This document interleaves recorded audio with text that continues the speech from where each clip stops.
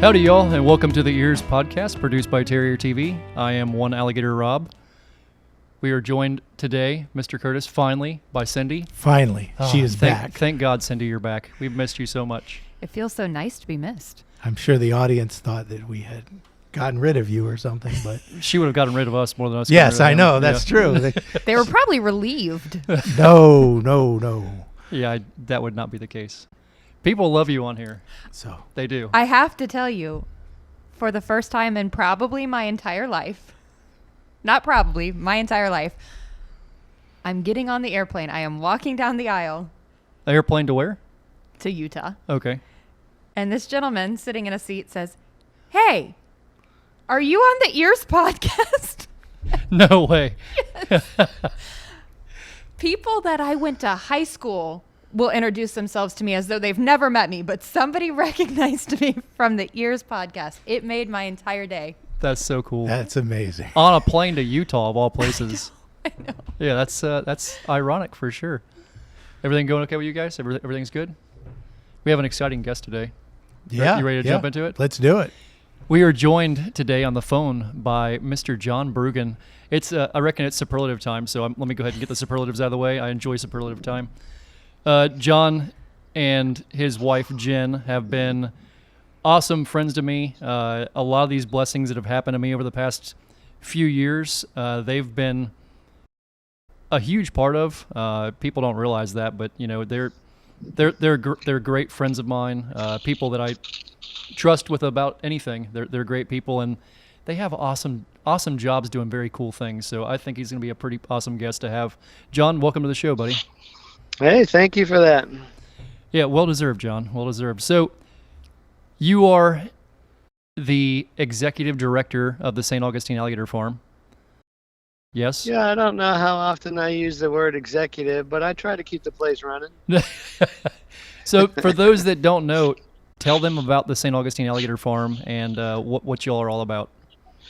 Well, the St. Augustine Alligator Farm, even if you introduce yourself to somebody who's never heard of it, you have to at least start at the beginning and say it's never operated as a farm.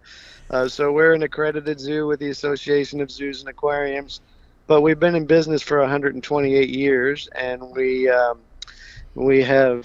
started as a, well, I'd say roadside attraction, but there wasn't a road at the time. So there was a tram side attraction, I guess, and out on a beach in St. Augustine. And we started with just American alligators on display. And we charged people to see the alligators while they were waiting for their tram to get back to downtown St. Augustine after their day at the beach. And effectively, they've been paying us ever since. We've expanded. We got the accreditation with the Association of Zoos, and we now are recognized as having at least the largest collection of crocodilians in the world. So we have 24 species of crocodilians on display, but we also do lemurs and monkeys and colorful birds and all kinds of fun stuff. Yeah, I was trying to explain it. I try to explain that at least twice a week, probably. People would call me and be like, "Hey, so what's with this whole alligator farm thing?" Well, it's a lot more than just an alligator farm. It's it's a AZA Zoo, and they go, "AZA Zoo, what's that mean?" And I said, Exactly. Okay, so let's forget I even said AZA Zoo. Let's just say it's a zoo. It has alligator farm as part of its name, but it's a zoo. Yeah, let's just say let's not say farm anymore. Let's say it's the Alligator Zoo. How's that? That would that people could wrap their head around that one, I think. Yeah, exactly. Everybody expects to see this little hole in the wall, and they get there and they see the place, and I get phone calls. You didn't tell us what this place was. I'm like, well, I tried to explain to you that it's a legitimate zoo. It's a huge place that you could spend the day in and get lost and just be enamored by everything, because there's so many things to look at. I mean, anytime you can go somewhere and see an alligator, it's pretty awesome. Anytime you can go somewhere and see pretty much every species of crocodilian, you see crocodiles, alligators, caimans, gharial, and most people don't even know what those things are. But anytime you can go there and see those kind of things, not to mention going and seeing lemurs and seeing all these different birds and now the baby sloth, that whole thing's just, oh my garage. What? As Cindy like goes, what? Baby You sloth. just see her light up as soon as baby sloth. Boom. The sloths alone. Tell us about the sloths, John. Well, so the sloth was almost my biggest mistake as a director of a zoo, because the zookeepers came to me and said, "Hey, we want to do sloths," and I said, "Why would you do that? They're slow and they sleep 22 hours a day, and they're Well, why so would do you I, and people like me. Well, I guess so. And so, yeah, so, it's one of the deadly sins. Why would you buy a sloth, And so I said, I kind of vetoed it, and I went home, and I swear that weekend, there was a sloth on TV commercial. There was a sloth in a movie. I get back to work, and the retail person is saying, I could sell some sloth stuff. There's a lot of people who like sloths. And so I gave in, and the curator of education came up with this whole concept of meeting a sloth. And so we built the exhibit. And now you can pay. There's only scheduled times because we can't wear out the sloth, but you can pay and go in and feed him a carrot and have your picture made with him. And that is sold out easily 3 months in advance since the moment we did it. Yeah, it's Cindy. You're gonna have to find your way to St. Augustine, and I'm 100% in. yeah, it'll blow your mind. And so we got these two kind of geriatric sloths to start off with, because another zoo said, well, we've got a breeding group, and this pair, they like each other, which is rare for sloths to stay together all year round, and so they'd be good for exhibit, but they're way too old to breed, so we'll send them to you guys. And we said great, and we've had them for a while now, and this geriatric 40-something-year-old sloth gave birth to a baby last month. Oh my God, are you serious? And we had no idea. She was getting a little heavy, but okay, she's eating every day. She's having a good life. That's all right. And then we heard this crying from the exhibit, and it was this new baby sloth. Yeah, Jen sent me those pictures, and I went, "No freaking way!" What? How'd that happen? I know how it happens, but how did that happen? Right. No, it's like the story of Sarah from the Bible. It's just no, God, that'll never happen. Well, guess what? Yeah, there you go. What'd you name the baby? I don't know that it has a name yet. We have been real cautious with it. It's not on display. And we've been, first we started supplementing with some goat's milk. We didn't know how much milk this older female sloth could be producing. But she's been a wonderful parent, and almost immediately, it was nursing and then would reach up and eat whatever the mother was eating at the same time. And usually you think of mammals or nursing, they don't do anything else. And this thing was grabbing salad out of its mother's mouth and eating it, and then going back to nursing, and back and forth. And so it's just this rambunctious, really healthy little baby, and it's wonderful. And so we'll be happy to get it out on display, but we've been real cautious about doing everything right. This is our first time around with them. Yeah, it's. I imagine there's not a whole lot of baby sloths around the country, but maybe there is. I don't even know. No, there's not many, but we got the sloths from Busch Gardens, and they had a breeding program. They told us exactly what that if the animal is born and it weighs this amount, which is less than normal, then do this, and if it weighs this amount, which is normal, then do this. And they had all these procedures and notes, and they've just really kept good care.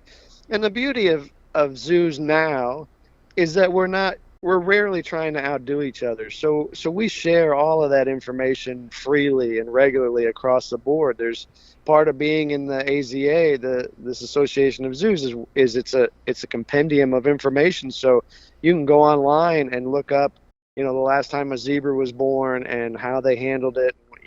All these things are in there. So that information is shared. It's just a beauty, because science didn't used to be, or zoos didn't used to be that way. It used to be, we're the only ones, and we don't want you to know about it. If we tell you, then we won't be the only ones. And there's not that. That's not how we play the game anymore. Yeah, that was one of the questions I was going to ask you, is what exactly AZA meant, but you pretty much just covered it, I think. Yeah, well, it's it's one of these things that is awesome, and zoos don't understand. I mean, people don't understand how zoos really work. And I'll give you an example. The Chinese alligator is an endangered species. When we started working with them, there was maybe 200 left of them in the wild in China. And so we actually were fairly good at breeding them for a long time, and so we were producing these babies, and through it was a whole political thing, but through a lot of chains and networking, we got to be able to bring some of our baby Chinese alligators back to China. But the reason that's true, I mean, that China has captive Chinese alligators they could have put in the wild, but they're all fairly well inbred. And so all American zoos that have Chinese alligators work together. We have a stud book for Chinese alligators. It's a computerized central information system, and every Chinese alligator is in the stud book, and all of its information, who its parents were, where it came from, when it was born, how many kids it's had, all this kind of stuff. And we feed all that information into the computer, and every year we ask it to do a breeding recommendation for the whole population, every Chinese alligator in our zoos in North America. And it spits out this pages and pages of recommendations, and it produces the best genetic matches for the best genes for Chinese alligators for the next 100 years.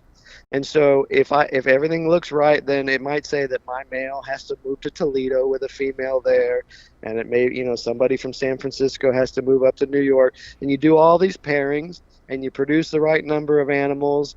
Then we don't inbreed. We know the genetics, and we know everything about those animals, and we have a solid population with genetics that are positive and will stay positive for 100 years or so. That's incredible. Amazing. And that's true of every endangered animal in AZA zoos. It's harder when it's gorillas.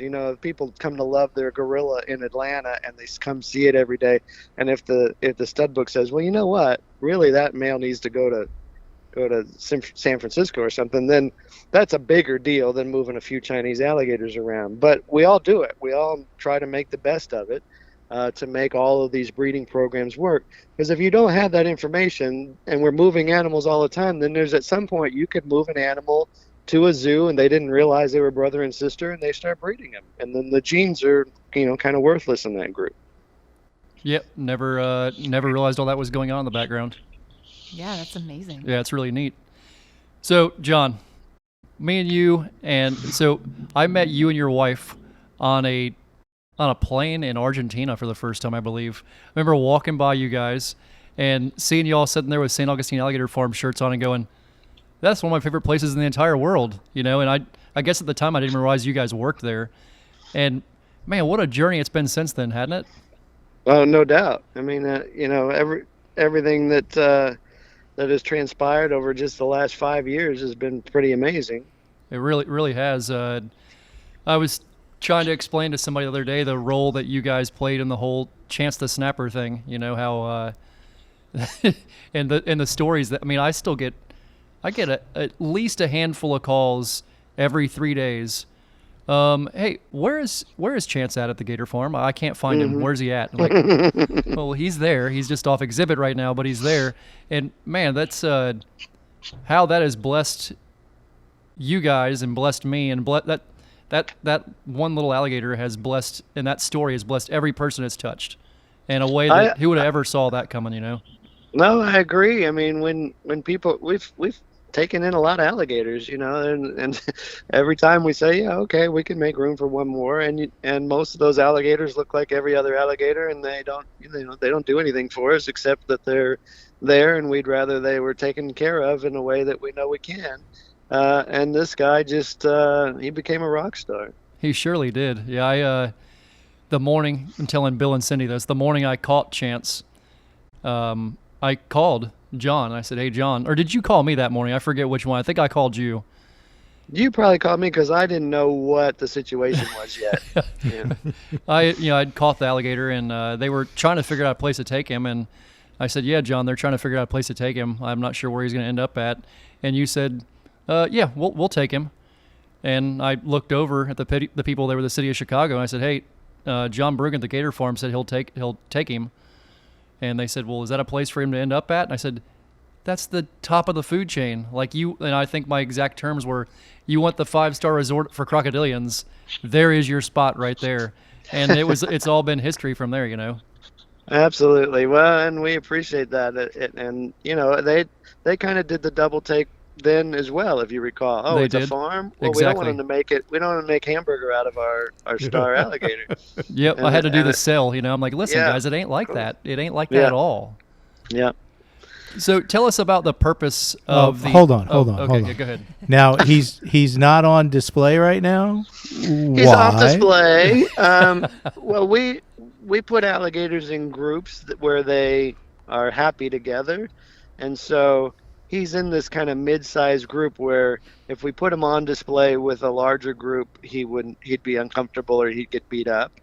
And so actually we've made a few big moves in the last month. One of which made the news recently, but we're trying to move some animals around so he will be on display. He'll be off of that porch by the education building. Yes, awesome. And so, yeah, but he still, if people do our behind the scenes tour, they still often can find him back there and point him out there. Yeah. Okay. Chances of scrapper. Yeah. Is he? That's the easy answer to that is chances of scrapper. He doesn't work and play well with others. Well, you got to imagine he's been an animal that's He's been a by prima himself donna. forever. He's a superstar. That's right. That's right. Well, that's always been the case. If we people from other zoos call us and say, "Can you take our alligators?" But when they've been raised in isolation, they don't know much about being an alligator. They don't have any idea what social cues are, and we think of these things as big loner lizards, but the truth is that they are social and they have social cues, and if they weren't taught those by their parents or by being in a group of other animals, they get in trouble. They don't know, they don't know when there's a larger male, they got to lift their snout and get out of the way, and that larger male will think they're challenging him when they aren't even thinking at all. They're just like, oh, I don't know what's going on. It's the guy who walks in the room convinced he's the baddest guy in the room, and then Yeah. realize he's actually at the bottom of the food chain, and everybody stomps him. You got to go, oh, Yeah. wow, That's I just got put in exactly- my place. Yeah, that's a good description. Yeah, the giant stick I was carrying wasn't big enough. Look at that. Right. So the Alligator Farm, you guys, it's just a lot more than a zoo going on there. You guys are part of research around the world, a big part of everything educational wise with crocodilians, and you're part of the CSG too. Tell us about all those other things that the other purposes behind the Alligator Farm and things you guys are part of. Well, so yeah, we try to have, if we're going to display a gharial, then we try to support the gharial conservation in India, and we do that. We've done that with Chinese alligators and Siamese crocs and any of these endangered species. We feel like part of us being able to display an animal is to educate, its status and tell people why it needs help, and then to participate in that help in the wild.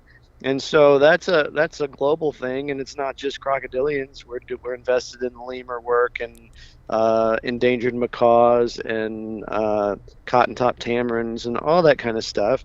And it's a lot of it is because of our guests. We charge them to get in the door, and then we say, hey, could you give us $1 more for conservation? And most of them do, and that all gets turned around directly into these conservation programs so that we can just participate and make sure that if we are breeding animals that we really hope go in the wild, that there's a wild for them to go into. And That's you where can't it's just at. you just can't stick an animal that you bred back into a situation where why is it endangered, and are you going to put it back in that same spot and have it be eaten or killed by something that was killing all of its peers? So that's a big part of it. The other thing about the Alligator Farm is it's got this huge big natural rookery, and so all of these wading birds, egrets, herons, spoonbills, wood storks, all come and nest in our 2-acre swamp because they want to nest above alligators. As long as they're nesting above a crocodilian, then there's no raccoons or possums or snakes that can climb that tree and get to their nest. And so they pack themselves into this little 2-acre area where there's beautiful trees all around St. Augustine, but they can't nest there because of the raccoons or possums and things. And so it draws photographers from all over the world because they can show up there and take these amazing photos, and they get shots of parents rearing their young and all of that kind of stuff. And that's happening right now every spring and summer, and it's just stunning, really. Have you guys been up there before, Cindy and Bill? No, I Oh, haven't. Okay, we need to make a trip together. Get everybody Yeah. together and go Yeah, up we there. need to do that. Let me show you guys around the place. Podcat field trip. Say it one more time. Podcast field trip. Field trip. Yes, 100% right. That would be ideal. We could probably do that. So, I was telling Bill before the podcast started that you and Jen got married in Borneo, right? Yes, sir. So tell us a little bit about that love story, because it's up for a guy who's not married and hoping one day to find the kind of thing you guys have, which is pretty epic. You don't have to be super close to it to see the love story you guys have going on, which is pretty amazing. It warms my heart. Tell us a little bit about all that. Well, it's a real blessing now. You know, I've screwed up plenty of relationships prior to this one, and you know, much to my parents' chagrin. And so this one worked out in the case that we host a thing called Croc School. So we teach, we host, and we bring in instructors from all over AZA Zoos to teach a week-long course about crocodilians. And it's intensive. It's usually 8 a.m. to 8 p.m. and it's everything. It's conservation and habitat and exhibit design and capture and restraint, transportation of crocodile, you know, all this stuff. And so the first time I met Jen is she came as a student to that course. And so she took the course and she did really well in the course. Was very studious and obviously was happy in learning everything she learned. And it just so happened soon after that we had a keeper position come open at the Alligator Farm, and she applied, and we already kind of had some understanding of her ethic. You know, I mean, she didn't mess around in the classroom. She was diligent, and she soaked it all in. And so we hired her. So she was working for me for a few years before we were really able to spend time together. And we travel. We like to travel, and so it's probably because of the CSG that we got to spend time away from the farm. We're doing things like Argentina and Brazil, and doing all of these different meetings. So, you know, just the background of that is the Crocodile Specialist Group is part of the World Union. Is the IUCN is this group of everybody who wants to deal with crocodilians around the world, trying to meet together. We actually meet in a different country every other year or so, and try to do the best thing for crocodilians. So that includes people from the skin trade. It includes people from real farms in these different countries. It includes people who are trying to deal with crocodilian conflict, you know, a human conflict, because here we are trying to save animals that eat people, and that's not always the easiest task. And so we got to know each other doing a lot of this work out in the world, and we're great together. We really like to spend time together, unlike some of the married couples I know. And we love crocodilians and all animals really. We've got a lot of lizards at home. Got collared lizards outside and Gila monsters inside, and so we just, you know, we do it. We like to travel together. You know, sometimes you can love somebody and traveling is like the end of the relationship. You know, but it all works. We enjoy every second. That's awesome, John. So we got a little bit of trivia if you want to join us. All right, let's do it. Okay, so I always build the trivia for the guest. So now I gotta tell you something. I listened to Marissa's last podcast with you guys. Yeah. And I learned some stuff from her. You know, this whole thing about toxoplasmosis. It's nuts, isn't it? I think she's crazy, you know. And then so I read up on it, and I've been licking. I went to the pet store. I've been licking cat butts just so I can be more, you know, more aggressive in what I do, and you know, more. That's right. It'll make you myself. Successful. Make you That's right. successful. Well, see, I thought it made you less aggressive. Did I misunderstand it? I thought it made you slower and less aggressive. It makes you take chances. It makes you take chances. It makes you slower, but it makes you take chances. Yeah, right. yeah. You take chances. Your inhibitions are Yeah, I've been telling people about that ever since we talked about that, and I was like, me "Have too. you ever heard of this stuff?"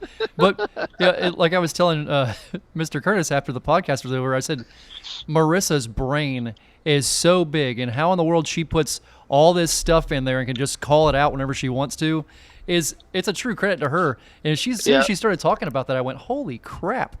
Like, this is a thing? I can't believe this is a thing."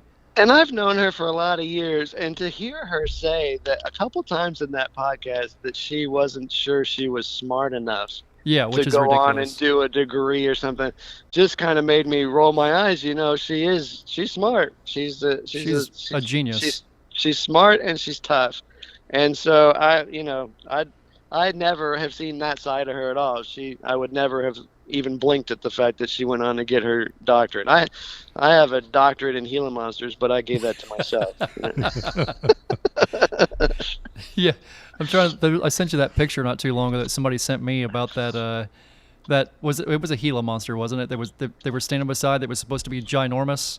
Oh yeah. And then you sent me the same picture, and like, yes, Frank, those are fake, yes. Because I don't know, I know nothing about them. Everything I know about them, you've told me about.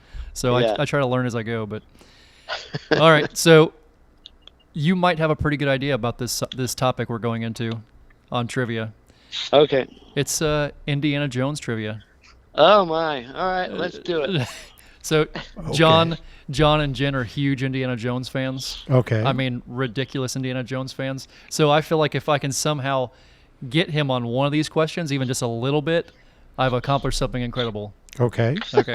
So, all right. Number 1. Indy is teaching what class at what college when Major Eaton and Colonel Musgrove enlist his help in tracking down the whereabouts of Abner Ravenwood in order to prevent who from finding what? That is a very loaded question. Oh, it is I would 100% loaded. I would Yes, just it is like to 100% say. loaded. So there's 4 Okay, answers to well, that question. Yeah. I think he's teaching archaeology 101 He is. in I was already wrong. Marshall College. He is. To keep the Nazis from getting The the Nazis, Ark yep. of the Covenant. That was 100%. Yes. There you go. Okay, I bow to you. You are definitely the Indiana Jones guy. All right, number 2. That just makes me laugh. It was so great. It was so good. It makes me happy. Number 2. Which film is this quote from? Throw me the idol, I'll throw you the whip. Raiders of the Lost Ark. It 100% is. Yes. Okay. It's not Indiana Jones and the Raiders of the Lost Ark, as they keep putting on DVDs and so forth. I don't know whose idea that was. I love it. I love it. Number 3. What was the name of the lady whom Indy meets in Venice to help find his father in The Last Crusade? Dr. Elsa Snyder. That is true. Oh my goodness. Oh, that's it. You went over these with him beforehand. No, I There's did no not. way. There's no way. I did not. I'm This telling is you. this is crazy. I did not. Number 4, because this is our last one. What type of animal is Indy's father scared of? Everybody knows Indiana Jones is afraid of snakes. Yeah, he didn't like snakes. Yeah, Yeah. I knew that. That's right. So Mr. Curtis or Cindy, do you know the answer to that? What kind of animal is father? I know who played his father. Yeah, one of my favorite actors ever. Yeah. Right, Yeah. Sean Connery. Indeed. Do you guys know? Think about Is it. it birds? It makes sense when you really think about it. For some reason, that's not a bad guess. What'd she say? She said birds, which is not a bad Okay. guess. Yeah. I don't know why I never realized this correlation between him and his father, but it makes sense when you hear it. So go ahead, John, tell us. Well, so after he gets out of the catacombs and he's dealt with all the rats down there, he hooks up with his father and says, "Dad, you would have hated it. It was filled with rats." And his Indeed. dad, you can see the fear in his father's eyes. Yeah, so it's Oh. ironic to me that one is afraid of snakes and one's afraid of rats. Together they make like the tag team of the century. They can Yeah, they can I've both often- solve each other's problems. I've often said, I do a podcast with other guys, and I've often said that, they ask about the snakes in the Well of Souls and how could all those survive? And honestly, they couldn't unless they had all the rats from the other movie down in there with them that feed them. This is true. John, we super appreciate you being. What other podcast do you do? Now that we're on here talking about this, we got to figure out what that is. Yeah, well, so this is going to make you feel bad because of the subject you picked, but I'm on a podcast. Well, listen, I'm a guest occasionally on a podcast with these guys that do Indiana Jones Minute, and they Wow. they dissect Indiana Jones movies 1 minute at a time. Whoa. Whoa, And okay. so if there's Whoa. an animal, they call me up if there's an animal in the scene. And so, they watch a minute and they talk about it for 25 minutes. No way. No joke. Yeah. What's it called? It's That's called the Indiana Jones awesome. Minute. Is that what you said it was called? Yeah. Yep. Okay, I'm gonna have to look this up. It sounds entertaining. There you go. Yeah. See, I've always enjoyed the Indiana Jones series, all of them. But and there is a lot of stuff going on. I guess you could break it down by minute. There is a Yeah. lot of things happening. Yeah, I mean, some of it is slower than others, but it's certainly anytime there's an animal on the screen, I'm into it, and so we've had a lot of fun with it.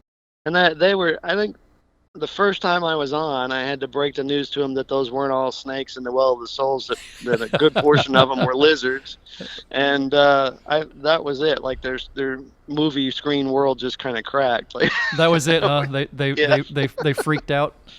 Yeah, what do you mean they're lizards? I'm like, well, they don't have legs. I said, well, they're legless lizards. Well, that's a snake, Oh, that argument's been going on forever. Yes. Yeah. But they're skeleton. Yeah. Yeah. Yep. Oh Lord, John, we appreciate you a bunch. Thank you so much for being here. Hey, I appreciate you. I appreciate everything you've done for looking out for our zoo and explaining every time you explain that we're a real legitimate place, and we're happy to take care of your alligator and come by and visit some more. Yep, I feel like I'm the spokesman for I'm the coolest spokesman ever. I'm not the coolest spokesman ever. I'm the spokesman for the coolest place ever. You know what I mean? So There you go. Okay. yeah, I feel I very think blessed both to were be. correct. I feel very blessed to be part of it. So thank you a bunch, and we really appreciate having you here. Yep, nice to meet you guys, and we appreciate all the blessings you've been for us as well. Thanks, John. God bless you, buddy. Yep. Have a good one. All right, bye-bye. See ya. Well, that was awesome. Yeah, that was great. Yeah. So, what do you guys have going on the rest of the week? Anything exciting? God, I hope nothing. Yeah. Nothing. You're gonna go home and watch Indiana Jones right now, aren't you? Indeed.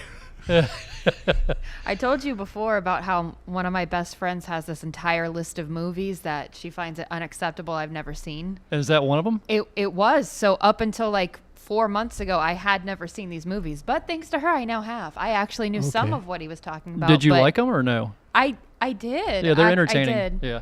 Oh, They're- yeah, They're yeah. entertaining. Most Some of the best movies on the ever. list, I finally watched them like, I get it. I don't get it. But that one, I was like, okay, I liked them. No, what was the second Indiana Jones movie? The first one was at the temple. But we should have left John on to ask him The this. second one was the Temple of Doom. I thought think. that was the first one. No. Oh, dear Lord, John, if you're listening to this, we one- apologize ahead of time. No. The first one was the Ark of the Covenant? The Ark of the Covenant. Yeah. Was it really? Yeah. That was the first one.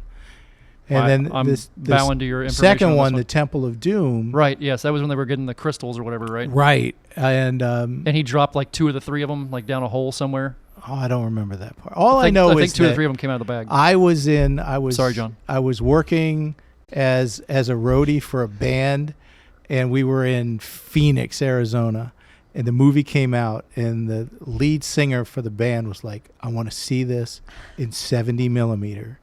Find me a theater in town. It's got it in 70 millimeter. And so it was the first time I'd ever seen a movie. It's kind of the precursor to IMAX.